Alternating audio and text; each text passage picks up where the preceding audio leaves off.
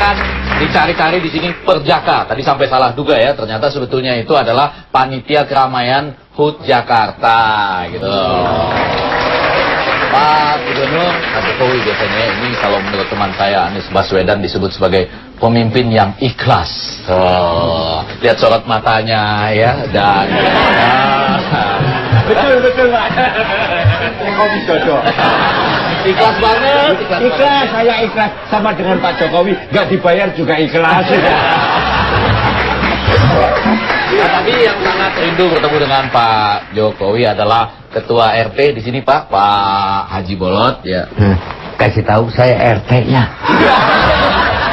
Udah, saya kasih tahu ini Pak Haji Bolot. Sebetulnya kalau kita boleh berikan pantun selamat datang di Sutabineka gimana kira-kira? Iya, boleh ya. Iya. Kalau tidak karena nangka, tidak akan ada satu jerami. Kalau tidak karena Sutabineka, nggak bakal Pak Jokowi datang kemari. Sebelah Pak Jokowi ada ini Arumi Bakti. Salah satu yang akan menyampaikan visi misi bagaimana merayakan HUT Jakarta. Nanti biar Pak Gubernur yang menanggapi ya. Dan di sebelah sana kita sudah tahu ya pengusaha di kampung ini ya. Boleh Pak, dulu kita dengarkan dulu bagaimana ide-ide dari Arumi Vaksin. Ya, very quick. Bapak maaf saya berdiri nggak apa ya Pak ya. Nah, jadi saya ingin bukan memindahkan juga, tapi saya ingin membuat Pekan Raya Jakarta, terutama di momen HUT Jakarta ini menjadi sangat merakyat. Saya ingin menunjuk 200 jalan di ibu kota Jakarta dialih fungsikan menjadi pasar rakyat. Ya kan? 200 jalan. 200 jalan. Karena setiap hari Sabtu dan Minggu saja. Selama bulan Mei, Juni, Juli, kan lumayan kan pas liburan semua orang bisa berkreasi. Ada yang mau jualan jagung, kerak telur, semua segala macam bisa. Nanti akan ada lomba jual baju paling murah. Kita datang pasti. Nanti ya. Ada wisata kulinernya, ada kerak telur, ada soto Betawi dan lain sebagainya. Pokoknya banyak sekali. Dari lomba-lomba tersebut tentunya akan ada hadiah. Hadiah pertama, bisa berkenalan, mengunjungi lokasi-lokasi di pedalaman-pedalaman bersama Pak Jokowi selama 1 bulan. Ya kan? Ini jadi hadiah pertamanya belusuan 1 bulan bersama Jokowi. Ya. Boleh. Hadiah kedua, Ya. belusuan lagi sama Pak Jokowi tapi plus-plus. Plus nyuci piringnya, plus nyuci bajunya. Terutama hadiah ketiga, seumur hidup belusuan sama Pak Jokowi. Gimana? Bagus nggak Pak? Capek. Bagus kalau mau. Itu ya. Itu Baiklah. ya. Boleh dong tepuk tangan. Kita dengar sedikit dari Cak Lontong ya. Yang jelas pengalaman saya tidak kalah. Saya pernah jadi ketua tim keliling perkampungan. Kelimpungan. Sukses saya jadi ketua tim perayaan dan peringatan ketimpringan. 2 kali saya sukses, saya yakin menjalankan jadi ketua di sini pasti sukses. Panitia HUT Jakarta. Panitia HUT untuk perayaan Jakarta, bahkan bukan hanya saya bikin setahun sekali. Kalau bisa setahun 2 kali, ulang tahun. Pulang-pulang berarti. Panitianya saya, terserah saya. Kamu tinggal ngikut. Waduk-waduk saya gunakan sebagai tempat untuk perayaan. Pekan Raya Jakarta saya pusatkan di waduk-waduk yang saya bersihkan. Jadi penduduk sekeliling waduk kita rapikan dulu, kita pindahkan ke rusun. Jadi mereka juga ikut membersihkan sekitar waduk. Ketika Pekan Raya Jakarta kita pusatkan di waduk. Sekitar waduk, di tengah waduk kita bikin pasar terapung. Jadi yang pengunjung bisa di pinggir waduk, yang jual kerak telur di tengah waduk. Yang beli berenang. Sampai sana pasti makannya banyak. Bagus Mas. Jadi yang kerak telur itu pasti laku. Jangan asal bagus, saya sendiri belum yakin. Ini baru cita-cita saya. Itu yang pertama. Yang kedua, waduk kita jadikan objek wisata, terutama untuk adik-adik kita yang masih remaja. Jadikan tempat yang romantis. Kalau waduk sekarang dangkal, kotor, kita bersihkan semuanya, itu nanti menjadi tempat wisata pacaran. Khusus bagi mahasiswa tidak perlu bayar biaya masuk, cukup biaya keluar.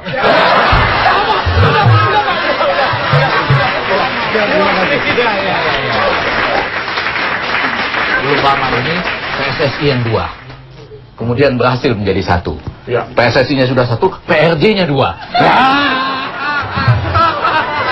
Sekarang ada ide-ide untuk melaksanakan HUT Jakarta demi kepentingan rakyat tadi ya, sekaligus pemerintah kota. Tanggapannya Pak Gubernur? Ya, ini apa yang PRJ dulu. Iya, PRJ dulu. PRJ memang kita ingin agar yang ada sekarang yang di mana Kemayoran ya biarlah itu sebagai sebuah pameran dagang. Tapi karena waktu saya ke kampung-kampung, ke wilayah RT RW itu rakyat ingin agar ada sebuah tempat hiburan juga untuk pesta rakyat Jakarta setiap ulang tahunnya. Mereka minta agar digratiskan masuknya. Ada juga yang usaha-usaha rumah tangga, yang usaha-usaha kecil itu minta, Pak, jangan bayar, yang gratis ya. Sehingga kemarin kita uji coba di Monas, ya, di Monas, dan ternyata juga antusias yang datang ke sana juga luar biasa. Kita juga kaget saat itu. Tapi yang paling penting ada betul-betul sebuah pestanya rakyat. Rakyat senang, rakyat gembira. Yang pedagangnya juga sama, pedagangnya juga laku keras, kemudian juga senang dan gembira. Tetapi kalau yang tadi yang disampaikan harus di mana 200 jalan, oh kemarin di Monas PRJ aja, PRJ Monas aja macet semuanya, pagi di 200 jalan. Tapi ide bagus, ini ide bagus. Kalau di tempat tidak terfokus di satu tempat. Iya. Tapi jangan 200 jalan, mungkin 400 jalan sekalian. Yang Calontong Pak, membuat Waduh, nggak bikin macet Pak ya? Waduh, bikin macet. Kalau yang waduk saya seneng itu. Yang waduk seneng artinya waduknya bisa bersih dulu. Setelah bersih ya kan, kemudian bisa kita keruk endapannya, kemudian waduknya bisa berfungsi dengan baik. Ya kalau mau dipakai untuk tempat wisata untuk remaja, anak muda, saya kira bisa nanti dilakukan. Nanti Pluit itu kayak itu kira-kira bayangannya. Tapi kalau yang kayak Cak Lontong tadi. Iya, tapi kalau idenya Cak Lontong jualan kerak telur di tengah waduk gimana? Gitu.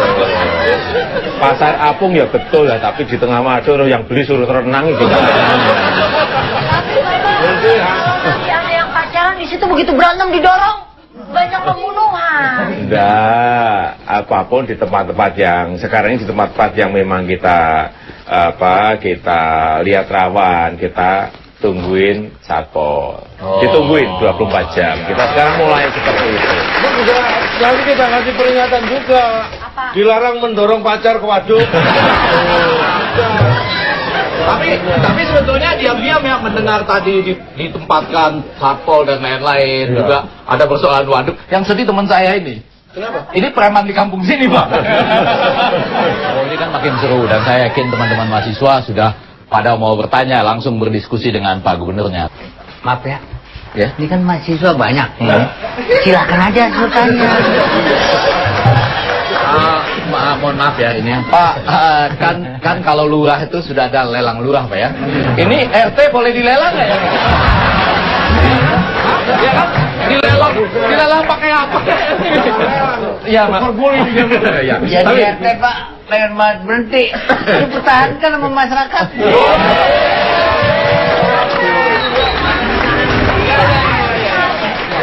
Apa perasaan pemilikinya? Kenapa kalau saya berhenti jadi RT saya kerja apa? Ini juga namanya ikhlas ya. Silakan. Ya. Assalamualaikum warahmatullahi wabarakatuh. Waalaikumsalam warahmatullahi wabarakatuh. Nama saya Emnu dari Stay Business Indonesia. Pak Jokowi, saya mau tanya, bagaimana perasaan Bapak selama ini setelah menjabat menjadi DKI 1 dengan keadaan yang seperti kita rasakan bersama, kondisi macet-macet di mana saja, terus banjir juga di mana-mana, serta apa harapan Bapak untuk ulang tahun DKI Jakarta yang ke-486 ini. Terima kasih. Wassalamualaikum warahmatullahi wabarakatuh.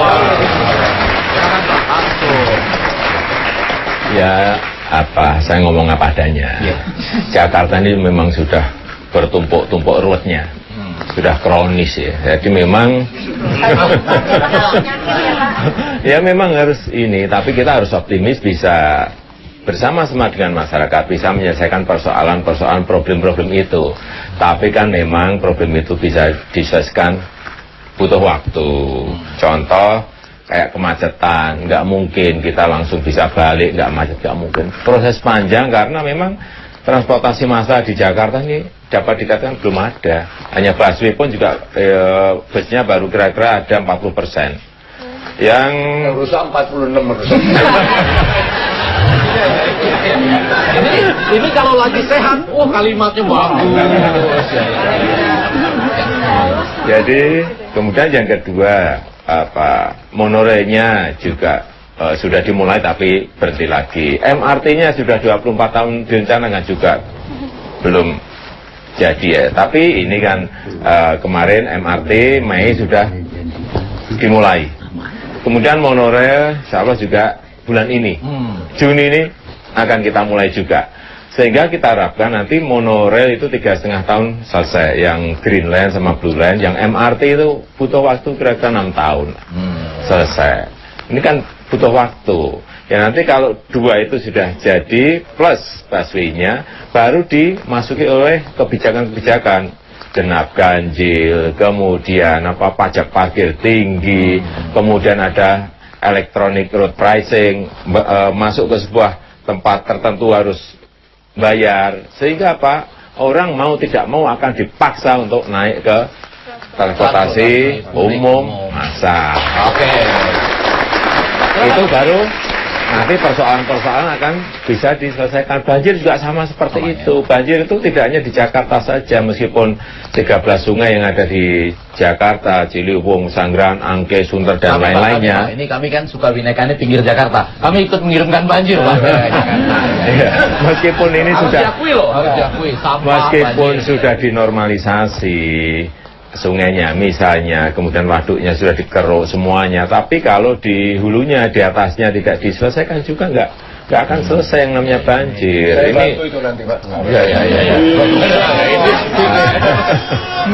Pak RT sudah memberitahu kepada masyarakat untuk menghindarkan banjir yang Bapak mudah. Tahu, Pak RT tahu Bisa,